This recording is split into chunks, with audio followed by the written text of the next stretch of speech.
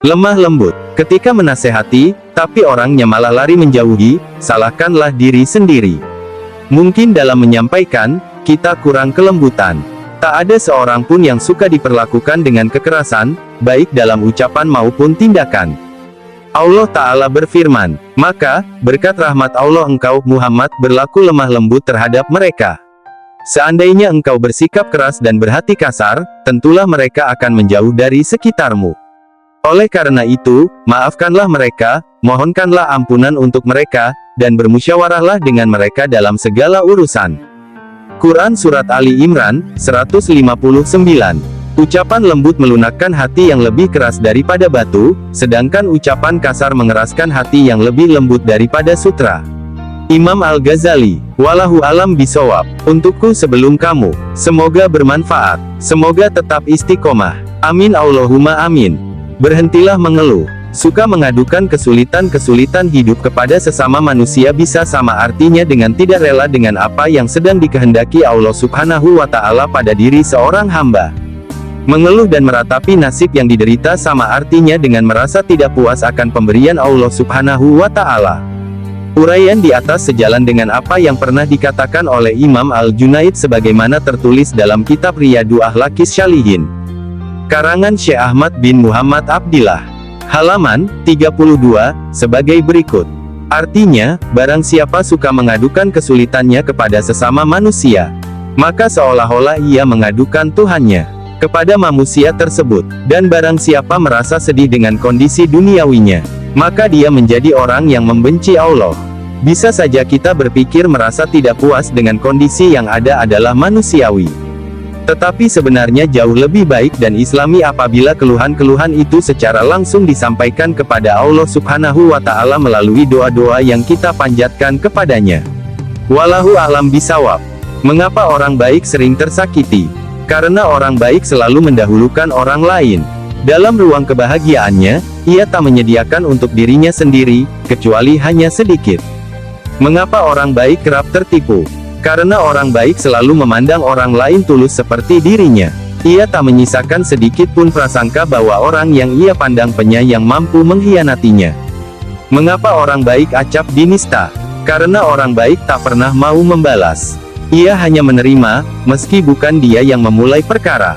Mengapa orang baik sering meneteskan air mata? Karena orang baik tak ingin membagi kesedihannya. Ia terbiasa mengobati sendiri lukanya, dan percaya bahwa suatu masa Allah Subhanahu wa Ta'ala akan mengganti kesabarannya. Mengapa orang baik tak pernah membenci yang melukainya? Karena orang baik selalu memandang bahwa di atas semua, Allah lah hakikat.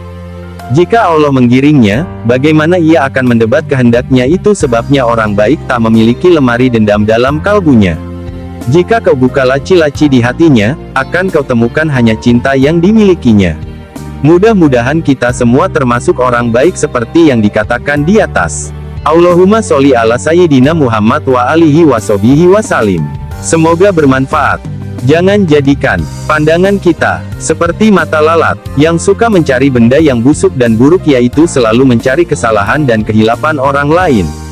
Tapi jadilah seperti mata lebah, yang suka mencari di manakah letaknya haruman dan manisan, yaitu selalu memandang kebaikan orang lain, dan melupakan segala kesalahannya. Semoga bermanfaat.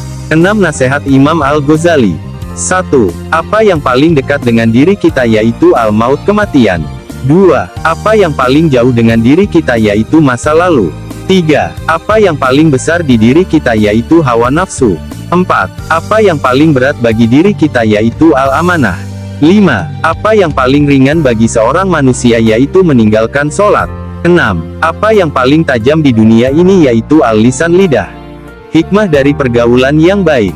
Siapa saja yang sering duduk berkumpul berteman bersahabat bersama 8 kelompok manusia, maka Allah akan memberinya 8 perkara.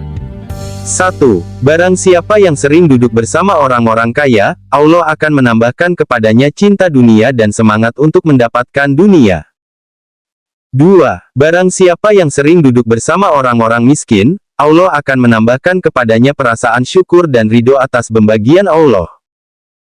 3. Barang siapa yang sering duduk dengan para pemimpin, raja, pejabat, Allah akan menambahkan kepadanya perasaan sombong dan keras hati. 4. Barang siapa yang sering duduk dengan perempuan, Allah akan menambahkan kepadanya kebodohan dan syahwat. 5. Barang siapa yang sering duduk dengan anak muda anak-anak kecil, Allah akan menambahkan kepadanya lalai dan senda gurau. 6. Barang siapa yang sering duduk dengan orang-orang fasik gemar bermaksiat, Allah akan menambahkan kepadanya keberanian berbuat dosa dan kemaksiatan, serta semangat untuk berbuat maksiat, kemudian menunda-nunda akan taubat. 7. Barang siapa yang sering duduk dengan orang-orang yang soleh, Allah akan menambahkan kepadanya kegemaran dalam amalan-amalan ketaatan. 8. Barang siapa yang sering duduk dengan para ulama, Allah akan menambahkan kepadanya ilmu dan sikap waro, sangat berhati-hati dalam mengambil harta dunia. Al-Imam Al-Ghazali dalam Tanbihul Ghafilin. Barokallah. Semoga bermanfaat.